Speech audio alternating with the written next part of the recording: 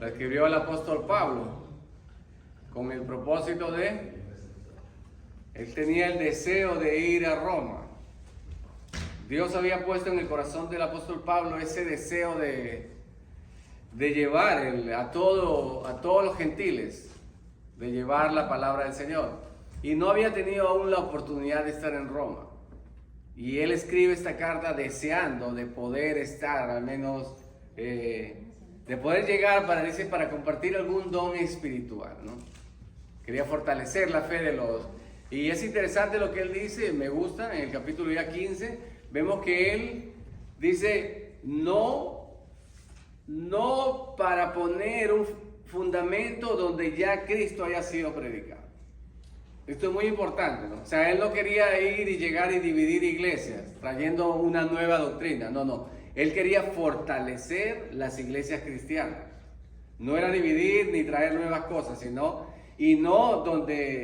donde Cristo ya haya sido predicado, sino al contrario, poder llevar a nuevos lugares la predicación del evangelio. O sea, no quería llegar, como decir, aquí ya hubo una persona que levantó una iglesia y él no iba a llegar, aquí estoy yo, porque yo soy el jefe de todo. No, al contrario, había un sentimiento de parte del apóstol Pablo de humildad. La carta a los romanos es interesante, hermanos, y muy importante en nuestras vidas. ¿Por qué? Ha sido el despertar de grandes hombres de Dios a través de esta carta. Por ejemplo, el gran San Agustín, cuando leyó la carta a los romanos, fue que él se convirtió al Señor. Dice que cuando leyó ese versículo que dice, no en borracheras ni en orgías, esa palabra dice que lo tocó de manera tal, no en borracheras, y no pudo seguir leyendo más, pero esa palabra de Romanos, donde dice que no andando en borracheras, como antes solían hacerlo, eso lo tocó a él. Asimismo, Lutero, pidiéndole al Señor cuánto revelación, entendimiento de lo que significaba la justicia de Dios, porque Romanos habla de la justificación y la justicia de Dios, y en esa época que se estaba oculto, Roma tenía oculto la palabra de Dios, solamente los sacerdotes, los padres que le llamaban, eran los que tenían acceso a la carta, a la Biblia.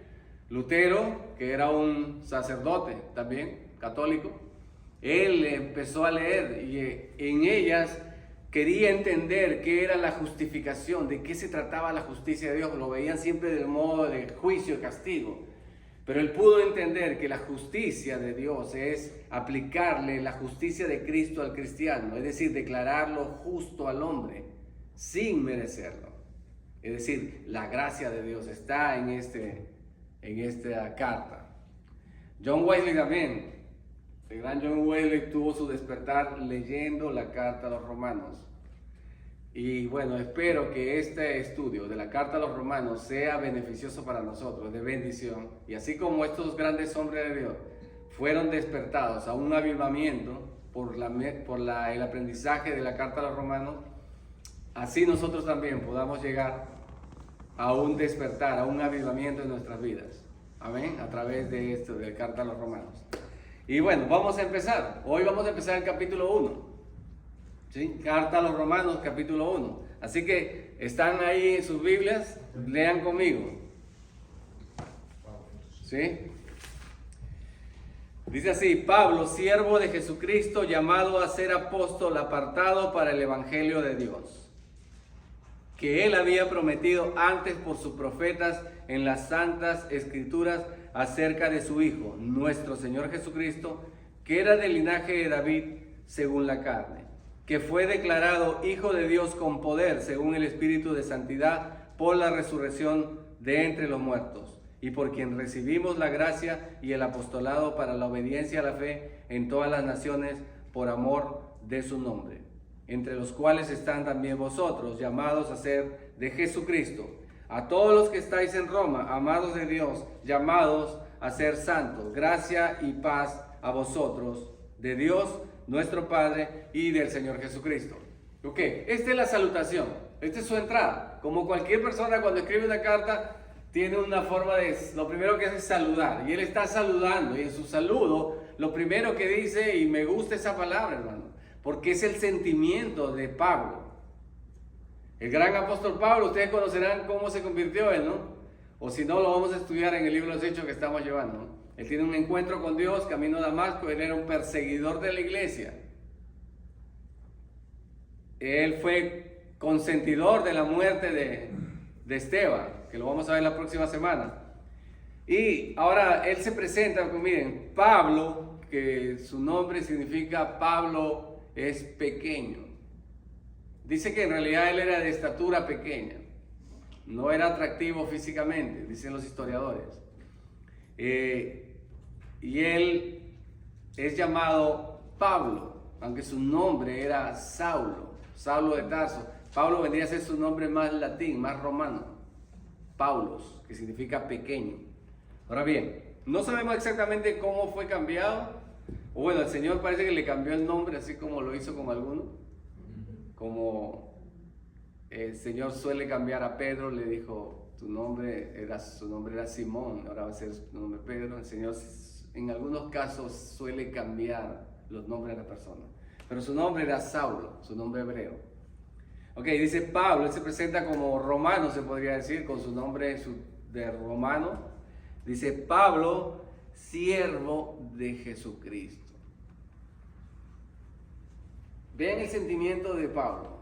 Él no se presenta como alguien grande, aunque ahorita va a hacer algo como una paradoja, se podría decir. ¿Sí? Vemos como una paradoja. ¿Por qué?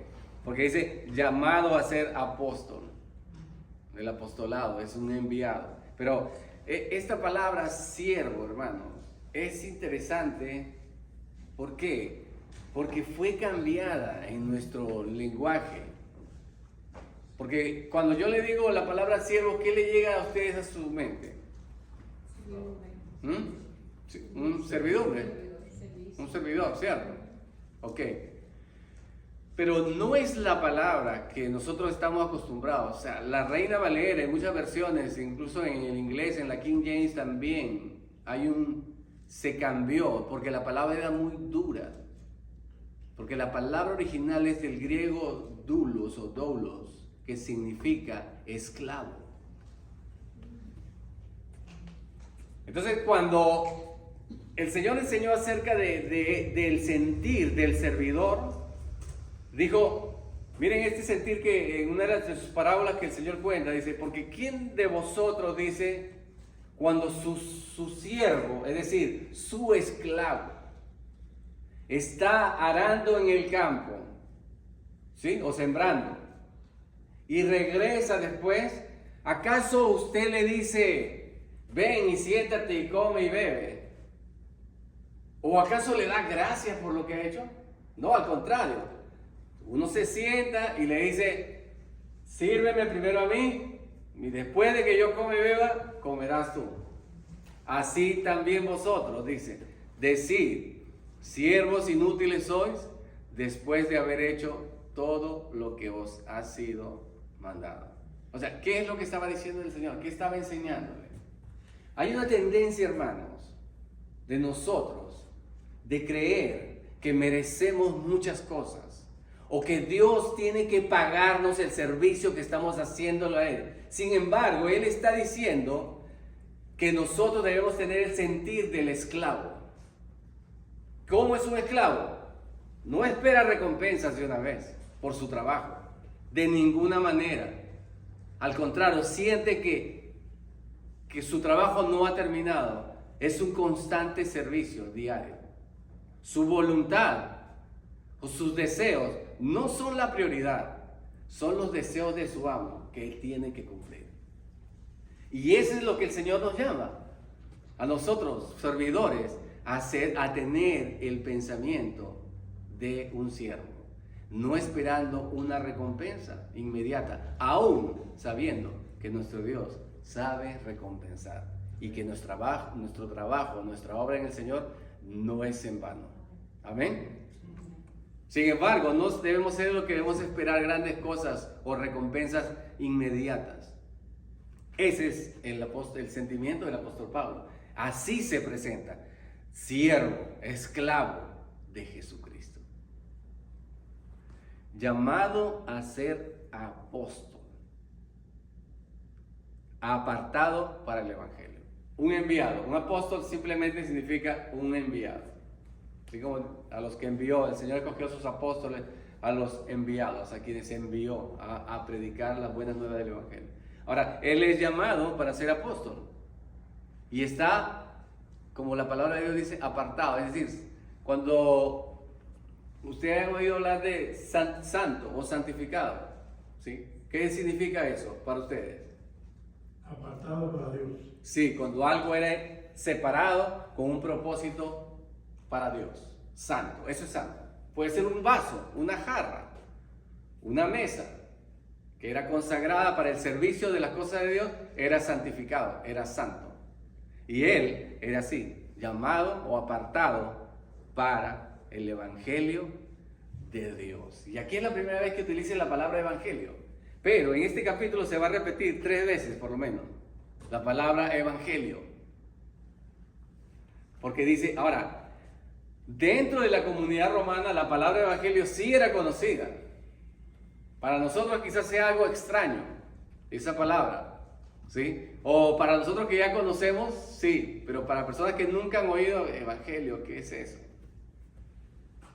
Para mí de niño era ver personas medias extrañas, diferentes a las demás, llamadas evangélicos o evangelistas, decíamos nosotros en nuestro país, que eran los cristianos.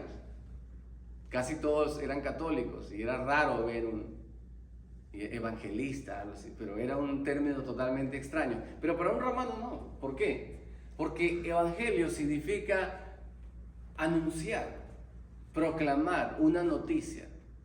Es decir, cuando el César, el emperador de Roma, traía una buena noticia para el imperio, salían proclamando el evangelio de César, diciendo, por ejemplo, hoy ha nacido un príncipe en la casa real, que puede ser el futuro César. Algo así, era una buena noticia, y tenían que saber en el imperio esta cosa, las buenas nuevas de César. Pero el apóstol Pablo está diciendo, yo traigo las buenas noticias, no del César, sino de Dios. Amén. Las buenas noticias de parte de Dios. Es lo que está diciendo. Yo fui apartado, soy un esclavo, ya no tengo voluntad. Fui llamado para ser enviado, es apartado especialmente para anunciar el evangelio o el mensaje de las buenas noticias de Dios. Y ahora dice que Él, y esto es muy importante, Él había prometido desde antes en las Escrituras, el énfasis, hermano, siempre es que las Escrituras respaldan lo que estamos predicando, lo que estamos hablando. No es algo que se le ocurrió en ese momento, tuvo una revelación especial. No, estaba escrito antes en los profetas. Eso nos enseña, hermano, a nosotros que nuestra confianza en la palabra de Dios, que todo nuestro pensamiento, deben estar fundamentados en la palabra de Dios, no en visiones, no en experiencias personales, sino en la palabra del Señor. Amén.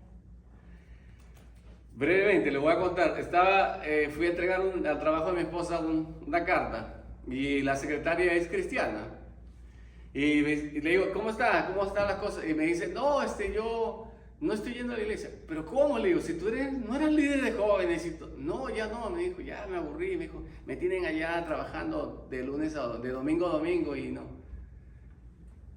Y le digo, bueno, ¿y qué vas a hacer ahora? No puedes dejar de congregarte, le digo. Y me dice, no, voy a irme, fui a una iglesia. Le digo, aquí hay una iglesia, le mostré, ¿por dónde vives? En tal sitio. Me dice, yo fui a esa, pero es bautista, me dijo. Y yo le digo, yo también, le digo, pertenezco a la congregación bautista. No, o sea, no lo digo por ofender, sino que ellos no hablan del Espíritu, ellos niegan el Espíritu Santo. ¿No hablan del Espíritu? No, ni siquiera hacen mención del Espíritu. Dieron una enseñanza ahí, pero ni siquiera hablaron en nada del Espíritu. Entonces ahí yo le digo, mira, le digo, ¿tú crees que para ti qué significa la palabra de Dios? No es la verdad. ¿Estás segura y estás dispuesta a cambiar tu pensamiento por lo que dice la palabra? Por supuesto, me dicen. Entonces le dije, mira lo que dice Juan 16. Dice que cuando venga el Espíritu de Dios, Él va a glorificar a Jesucristo. Dice que Él no hablaría por sí mismo.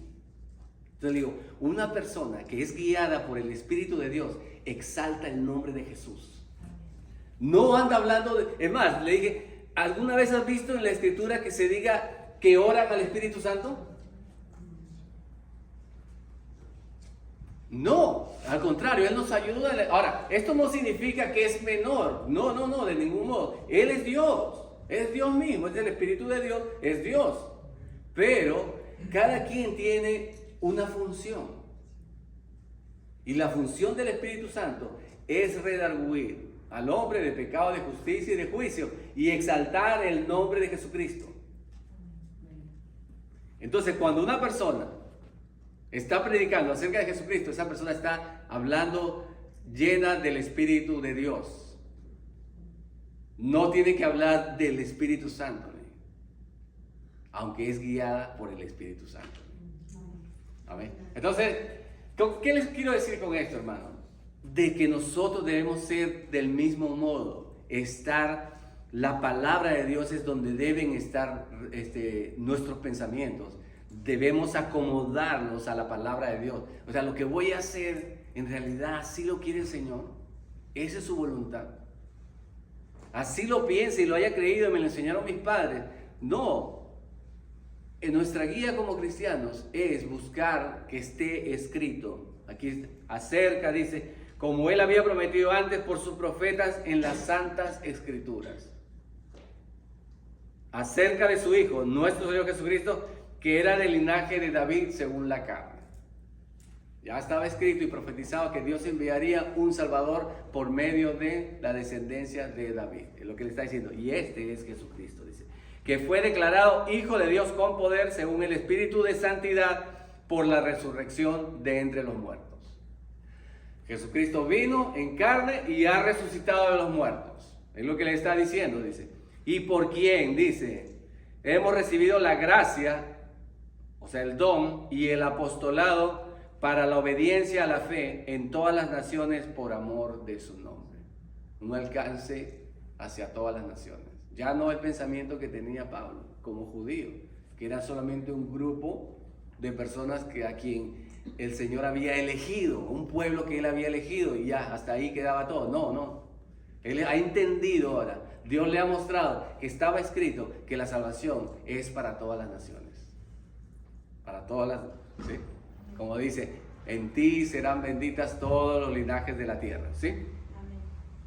Entre las cuales estáis también vosotros, los de Roma. Dice, llamados a ser de Jesucristo, a todos los que estáis en Roma, amados de Dios, llamados a ser santos, gracia y paz a vosotros, de Dios nuestro Padre y del Señor Jesucristo. Oye, ese es el saludo solamente, ¿no? Y ahora miren, conmigo, verso 8, fíjense. Primeramente dice, doy gracias a mi Dios mediante Jesucristo con respecto a todos vosotros, de que vuestra fe se divulga por todo el mundo. Porque testigo me es Dios, a quien sirvo en mi espíritu, en el evangelio de su Hijo, que sin cesar hago mención de vosotros siempre en mis oraciones, rogando que de alguna manera tenga al fin, por la voluntad de Dios, un próspero viaje para ir a vosotros. Porque deseo veros para comunicaros algún don espiritual, a fin de que seáis confirmados. Esto es, para ser mutuamente confortados por la fe, que nos es común a vosotros y a mí. Pero no quiero, hermanos, que ignoréis que muchas veces me he propuesto ir a vosotros, pero hasta ahora he sido estorbado para tener también entre vosotros algún fruto como entre los demás gentiles. A griegos y a no griegos, a sabios y a no sabios, soy deudor. Así que, en cuanto a mí, pronto estoy a anunciaros el evangelio también a vosotros que estáis en Roma. ¿Ok? Entonces es lo que está diciendo, hermanos. Hermanos, no piensen ustedes que me he olvidado de ustedes. No, yo quiero ir allá, pero no he podido, no he tenido la oportunidad, pero sí está el deseo de poder ir. Hasta el momento he sido estorbado, dice.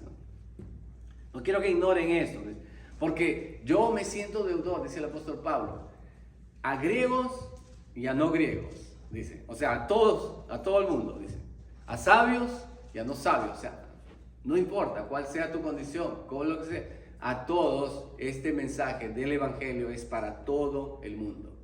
La salvación es para todos, no para un grupo selecto de escogidos, como dicen algunas corrientes teológicas. El llamado es para todos, ¿sí? Y él se sentía deudor porque él tenía que hacerlo a todos. Ese era su llamado. Así que en cuanto a mí, pronto estoy a anunciaros el Evangelio. Una vez más dice, también a vosotros que estáis en Roma. Y aquí viene esta que conocemos mucho, hermano, nosotros. Porque no me avergüenzo del Evangelio, porque es poder de Dios para salvación a todo aquel que cree. Al judío primeramente y también el griego. Porque en el Evangelio la justicia de Dios se revela por fe y para fe. Y como está escrito, mas el justo por la fe vivirá. Ya él está enfocándose en algo, en la fe, luchando contra el movimiento judaizante que siempre estaba hablando que la salvación es por medio de obras. Y él dice, no, hay una buena noticia, ahora la salvación es por fe. Tú puedes creer y si tú crees vas a ser salvo. No por lo que hagas, sino por tu fe en lo que Dios ha hecho por ti. Y esa es la buena noticia, dice. Y él no se avergonzaba. Siempre el mundo va a tratar de avergonzarnos, hermano. De algún modo. Evangélico, porque no andamos conforme a la corriente de este mundo. Siempre de algún modo va a utilizar términos que nos traten de avergonzar. Como causa de vergüenza. Es así. Cierto día estaba comprando en una tienda y me dice, ¿tú eres cristiana? Le digo, a la que estaba en la caja. Sí, me dice, sí. Y empezó a conversar del Evangelio. Y el jefe, mira así, oye, ¿tú eres cristiana? Le dice. ¿Tú eres evangélica? No le dijo cristiana. Oye, ¿tú eres evangélica? Le dijo, sí. Y ella, yo no soy evangélica, soy cristiana. Dijo. Uno no estaba enterado él que ella era cristiana, ¿no? Que era evangélica, no estaba enterada, que se sorprendió en ese momento, ¿tú eres evangélica? Y luego ella le dijo que no era evangélica, era cristiana. Y me hizo pensar esto, porque usted sabe que el término cristiano ahorita está muy de moda. Y nosotros podemos decir con orgullo, quizás soy cristiano. Es un nombre que está hasta de moda, ¿sí? Pero en los tiempos en que eran llamados cristianos, los cristianos, era sinónimo de vergüenza, era sinónimo de burla. Era como, ahí van los pequeños cristos, porque creemos en Cristo y era un sinónimo de burla. Por eso que el apóstol Pedro dice en su carta, ninguno se avergüence de parecer como cristiano, como si fuera un malhechor. No se avergüencen de él. Entonces siempre el mundo va a tratar de avergonzarnos, ¿no? Pero él dice, no me avergüenzo del Evangelio, de la buena noticia de Dios, porque es poder de Dios para salvación a todo aquel que cree. Dice al judío primeramente, y está claro, ¿no? Que el llamado fue primeramente a los judíos. Y hoy lo vamos a ver en el libro de los Hechos, que todo lo gira en torno a los judíos y después se expande hacia todas las naciones, tal como lo dijo el Señor. Y me seréis testigos en Jerusalén, en toda Judea, en Samaria y hasta lo último de la tierra. ¿Ok? ¿No hay preguntas todavía? ¿Hasta aquí? Que lo estoy dejando ahí sin hablar a usted. Ya he hecho de esta enseñanza una predicación. ¿No? ¿No hay preguntas? ¿Seguro? Ok, bien. Ahora bien, y entonces él dice que... Hermanos de Roma, amados santos, les tengo una buena noticia, les tengo el Evangelio, la buena noticia. ¿Y cuál es esta buena noticia? Lea conmigo. Porque la ira de Dios se revela desde el cielo contra la impiedad e injusticia de los hombres que detienen con injusticia la verdad. ¿Qué? ¿Esta es la buena noticia, que Dios está enojado? ¿Que está airado? ¿Qué clase de buena noticia es esta? ¿Ah? Es interesante cómo se manifiesta el Evangelio, ¿no? Y es culpando a los hombres o enseñando que están perdidos y de que Dios está enojado. ¿Sí? Interesante, ¿no? Ok, bien. Porque la ira de Dios se revela desde el cielo, dice, contra toda impiedad e injusticia de los hombres que detienen con injusticia la verdad. ¿Qué hace el hombre, hermano? ¿Qué hace la humanidad? Detiene que la verdad sea expuesta. Utiliza todo tipo de herramientas para que la verdad no salga a la luz. ¿Por qué? Porque sabe que sus obras son malas. Por eso es que el Evangelio está encubierto, dice. Porque este sistema de este mundo ha sacado a Dios del plano. En la educación, en el cine, en todo, en las artes, en todo, han sacado a Dios del plano. Y dice que Dios está enojado, porque el hombre dice que está consciente, dice que con injusticia detiene la verdad. Impide que se proclame el Evangelio. ¿Cómo va? ¿Bien? Okay. Ahora bien, miren, porque lo que de Dios se conoce les es manifiesto, pues Dios se lo manifestó.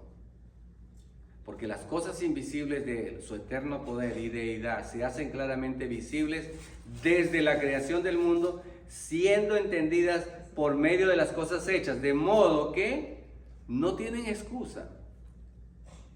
Él está diciendo, mira, el no creer en Dios es inexcusable. ¿Pero por qué? Podría decir alguien. Y él dice, porque la creación misma declara de que hay una creación, hay un creador, un ser inteligente que pudo haber hecho todas estas cosas que vemos. Déjenme leerlo como dice el Salmo 19. Miren así. Los cielos cuentan la gloria de Dios y el firmamento anuncia la obra de sus manos.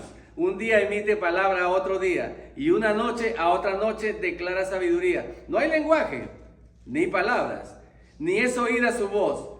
Por toda la tierra salió su voz. Aunque no se escucha, aunque no es audible, sin embargo, dice que su voz ha salido por toda la tierra, dice. Y hasta el extremo del mundo sus palabras. En ellas puso tabernáculo para el sol. Y este, como esposo que sale de su tálamo, se alegra cual gigante para correr el camino. De un extremo de los cielos es su salida y su curso hasta el término de ellos. Y nada hay que se esconda de su calor. Los cielos cuentan la gloria de Dios. Es increíble las maravillas. O sea, los científicos todavía no han podido descubrir. Cada vez se asombran de descubrir tan grandes cosas que solamente una mente perfecta puede haberlos hecho. Y eso le dice, los hombres detienen con injusticia la verdad. Sin embargo, no tienen excusa, porque Dios les ha manifestado su poder por medio de las cosas hechas, de la creación. Puede leer el versículo 7. El Salmo 19. En el 19. Claro, hermano, ¿cómo no? Si para eso estamos. Mire, Salmo 19:7. La ley de Jehová es perfecta, que convierte el alma. El testimonio de Jehová es fiel, que hace sabio al sencillo. Gracias. Amén. La ley de Jehová es perfecta, hermano. ¿Sí? Su palabra. Ok, lo que de Dios se conoce es manifiesto, porque las cosas invisibles de Él, su eterno poder y deidad, se hacen claramente visibles desde la creación del mundo, siendo entendidas por medio de las cosas hechas, de modo que no tienen excusa. Pues habiendo conocido a Dios, no le glorificaron como a Dios, ni le dieron gracias, sino que se envanecieron en sus razonamientos y su necio corazón fue entenebrecido. Ok, como ya vemos, no hay excusa para no conocer a Dios, pero el hombre no ha querido darle gloria, sino que ha cambiado eso y ha hecho, ni le ha dado gracias, dice. O sea, no le da gracias por lo que tiene. Por ejemplo, le damos gracias a la madre tierra. a la energía del universo. ¿Sí? Porque el hombre no quiere darle gloria al Creador. Prefiere darle gloria a la creación. Ven, hermanos, que el hombre no ha cambiado. Seguimos siendo los mismos. Esto fue escrito hace casi 2000 años atrás. Y ha cambiado, seguimos siendo los mismos. Dándole gloria a la creación antes que al Creador.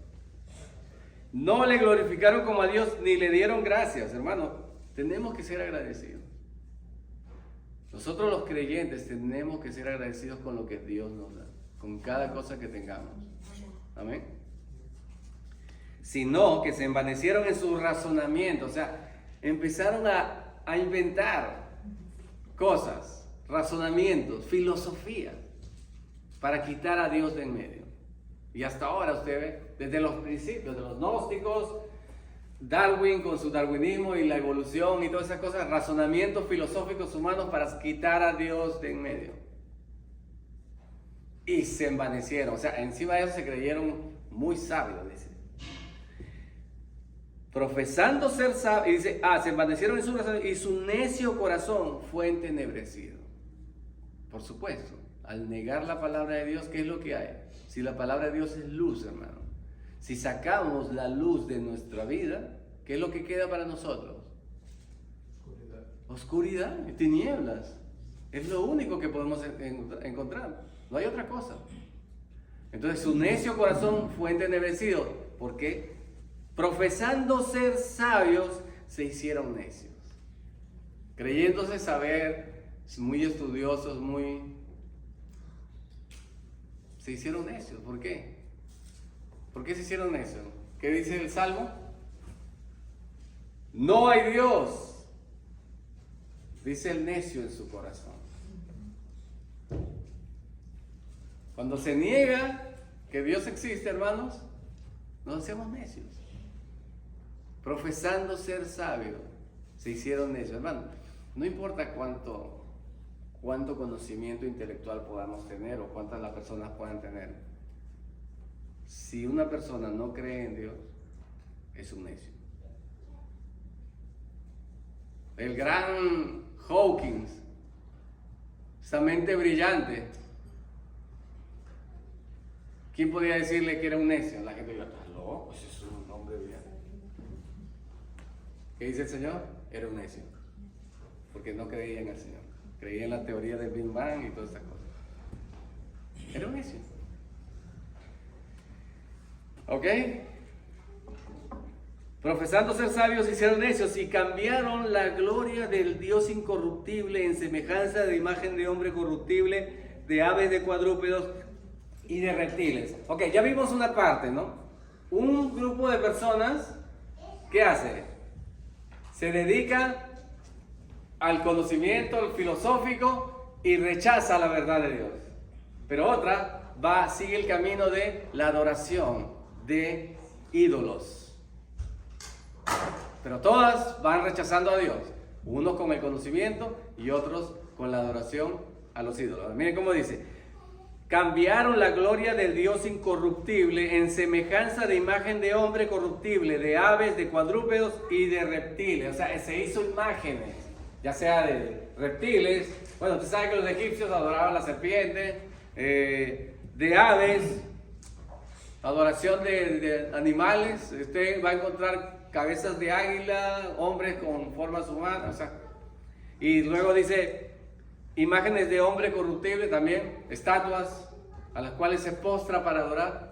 Cambiaron la gloria de Dios, la semejanza, la hermosura de nosotros, por imágenes de palo o de yeso, qué sé yo, de piedra, conforme a bueyes, animales, ¿sí? Como lo hizo Israel cuando salió de Egipto.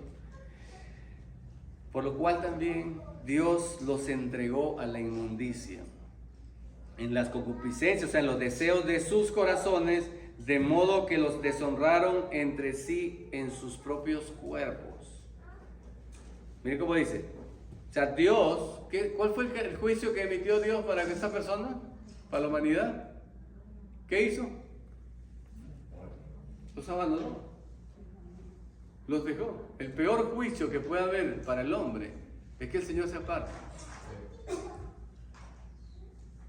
Cuando la gloria de Dios dice que subió del templo, se apartó. ¿Qué significa eso, hermano? Que cuando Dios te abandona, miren lo que dice. Dios los entregó, o sea, a la inmundicia en los deseos de sus corazones, de modo que deshonraron entre sí sus propios cuerpos, ya que cambiaron la verdad de Dios por la mentira, honrando y dando culto a las criaturas antes que al Creador, el cual es bendito por los siglos. Amén. Cambiaron la gloria, hermano, de Dios por imágenes. Entonces dice que Dios, una vez más, los entregó, los abandonó a pasiones vergonzosas, o sea, deseos vergonzosos, pues aún sus mujeres cambiaron el uso natural por el que es contra naturaleza. ¿Está hablando de quién? De las mujeres. Se supone que la mujer es más sensible que el hombre en cuanto a estos temas. Se ha visto casos, se ve que está hablando de la homosexualidad, porque dice que la mujer cambió el uso natural, que es un hombre con una mujer. Dice que por el que es contra naturaleza, o sea, mujeres con mujeres. Y de igual modo también los hombres, dejando el uso natural de la mujer, o sea, el de estar con una mujer, se encendieron en su lascivia unos con otros, cometiendo hechos vergonzosos, hombres con hombres. La homosexualidad, hermano, es producto del abandono de Dios hacia esta humanidad que detiene con injusticia la verdad de Dios. Y recibiendo en sí mismo la retribución debida a su extravío. ¿Qué es lo que quiere decir ahí, hermano? Recibiendo en sí mismo, dice, la retribución debida a su extravío. ¿Qué significa eso? Dice, el pago. ¿Cuál era el pago de su desvarío? ¿Cuál era? Hermanos. Sí, pero ¿cuál fue la retribución? Porque miren lo que dice aquí, en lo que dice, y deshonraron entre sí sus propios cuerpos. Dice, ya que cambiaron la verdad de Dios por la mentira, honrando y dando cultos a las criaturas antes que al Creador, el cual es bendito por los siglos. Amén. Por eso que Dios dice que los entregó a pasiones vergonzosas, y sus mujeres cambiaron el uso natural porque es en contra naturaleza, y los hombres también, dice, se sentieron en su lascivia unos con otros, cometiendo hechos vergonzosos, y recibiendo en sí mismos la retribución debida a su extravío. ¿De qué habla? ¿Cuál es la retribución de tener esa conducta? Hermanos, las enfermedades que hay, el SIDA, el sífilis, la gonorrea, todas esas, ¿dónde lo recibe uno? En el cuerpo. Ese es el pago de su desvarío, de vivir una vida sexual desordenada. Cantidad de enfermedades que se contraen sexualmente, recibiendo en sus cuerpos la retribución debida a su extravío. Y como ellos no aprobaron tener en cuenta a Dios, Dios les entregó a una mente reprobada. O sea, para que no entiendan, para hacer cosas que no convienen. Esto es así, hermano. ¿Qué dijo el Señor? No, cuando dijo, no deis lo santo a los perros, ni echéis vuestras perlas delante de los cerdos. ¿Qué significa eso, hermano?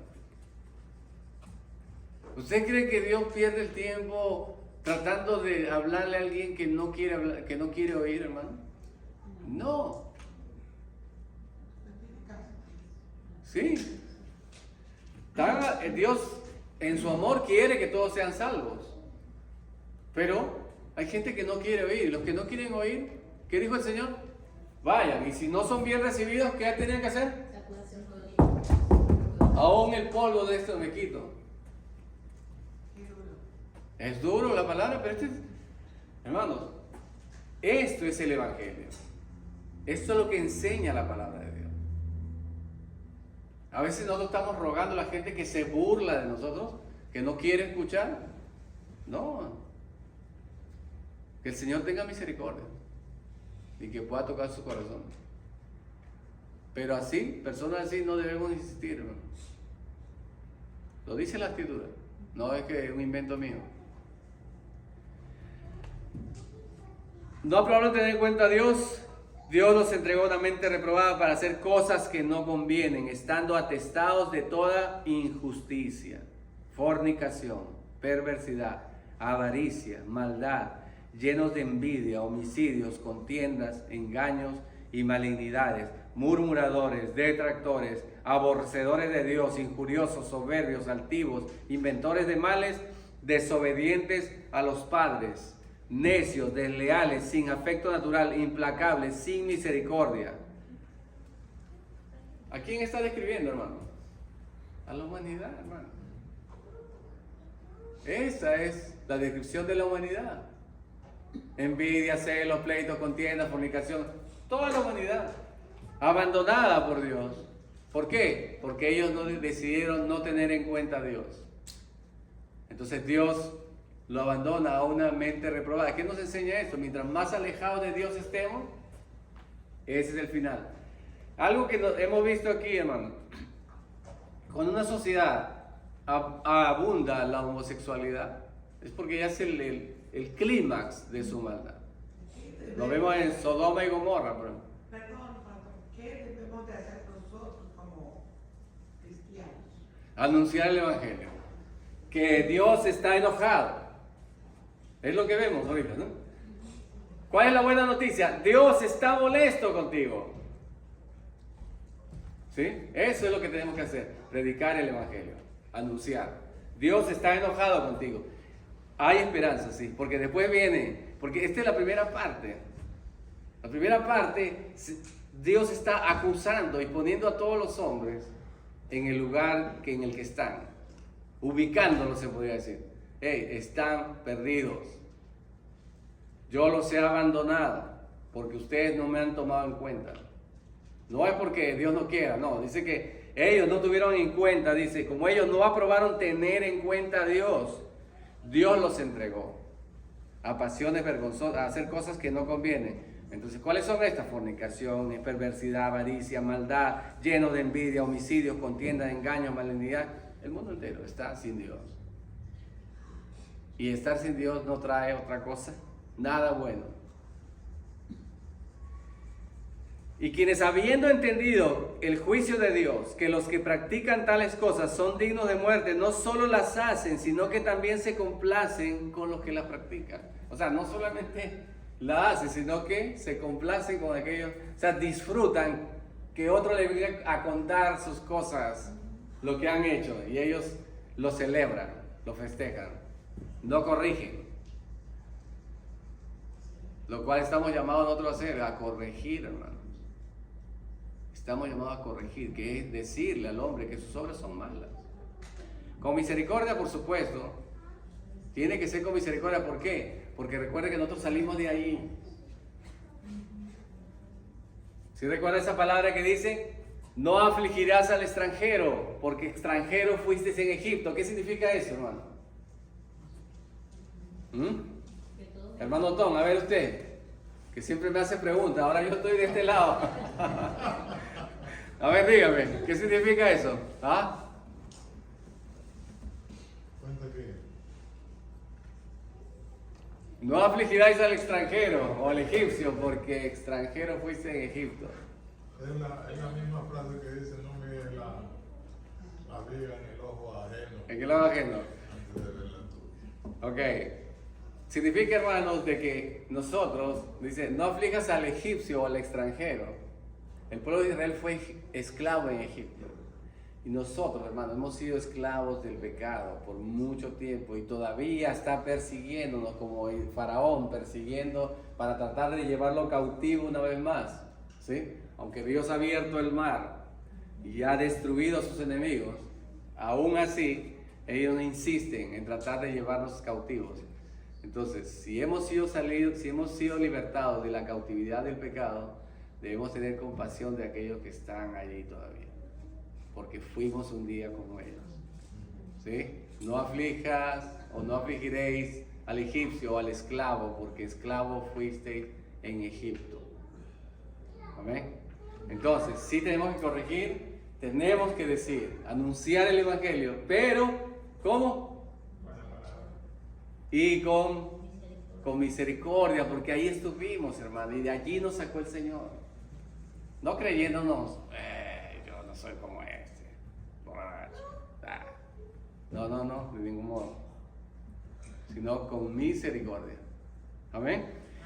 Aquí terminamos el capítulo 1, hermano, en el cual el Señor está acusando a todos los hombres que se han apartado de Él. Y ha mostrado la condición de Él. Ok, esta es la predicación, la enseñanza del primer capítulo. De aquí siguen ustedes, muchos de los que están aquí, maestros, ¿sí? Para los que necesitan, si quieren, entre otras cosas, pueden usar un comentario bíblico. Tengo el de MacArthur, que lo pueden usar, ¿sí? Tienen que invertir ustedes, no se lo voy a prestar. Así que no se emocionen. Tienen que usted mostrar de que usted está invirtiendo lo que Dios le ha dado en el reino del Señor. Amén. ¿Sí? Entonces usted va a buscar herramientas para bendecir al pueblo, hermano. ¿Por qué? Usted cuando se venga aquí y se va a parar aquí, usted va a bendecir al pueblo. Usted va a ser un instrumento del Señor para bendecir al pueblo. Va a traer conocimiento, sabiduría de lo alto. ¿Sí? Les comento una historia rápido, perdón. Ajá. Invitaron a un pastor a China. Ok. Hace tiempo, hace muchos años, a que diera una predicación. Entonces él llegó y estaban unos autos chiquitos. No había bancos, no había nada. Pues ¿cómo? Y voy a dar una predicación. Un pastor de Latinoamérica, pero de ahora, los modernos. Y pues no, empezó a predicar con su Biblia y todo, y empezó a leer. Cuando él empezó a leer un salmo, se dio cuenta que todos se sabían el salmo. Todos. Entonces dice, qué bien, todos saben el salmo. Entonces él vino y le dio a una señora que estaba enfrente, le dio su Biblia, que le ha regalo. Y le dice, dijo, se la voy a dar a mi hijo.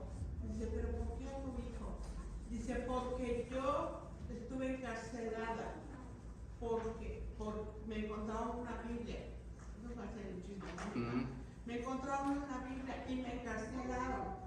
Entonces lo que hacíamos nosotros, los cristianos, era darnos en una hoja la Biblia escrita y la tenemos que aprender para que no nos encontrara La Biblia. Entonces yo se lo voy a dar a mi hijo, pero ese era un peligro, tener la Biblia. Entonces, nosotros teniendo la Biblia no la... No, que gracias por eso. Tienes razón, Rocío. A veces no valoramos lo que tenemos. Entonces, sí, hermano, le animo a ustedes los maestros, ya llegó nuestro hermano también, Marco, que sí, inviertan en material que les va a ayudar a bendecir a sus hermanos. ¿Sí? Traiga enseñanza pura, buena doctrina, o sea, que vea, que los hermanos vean de que usted estudió la Escritura. Se preparó y trajo alimento a su pueblo, ¿sí? Miren que la obra del falso profeta, ¿saben cuál es, no? Que dejan vacía el alma hambrienta. Y hay un pueblo sediento y hambriento por la palabra de Dios. Y nosotros, como ministros, como embajadores del Señor, ¿sí? Como siervos del Señor, tenemos el deber de saciar ese hambre espiritual. Que lo tenemos aquí, tenemos la palabra. ¿Qué tienes? 5 panes y 2 peces.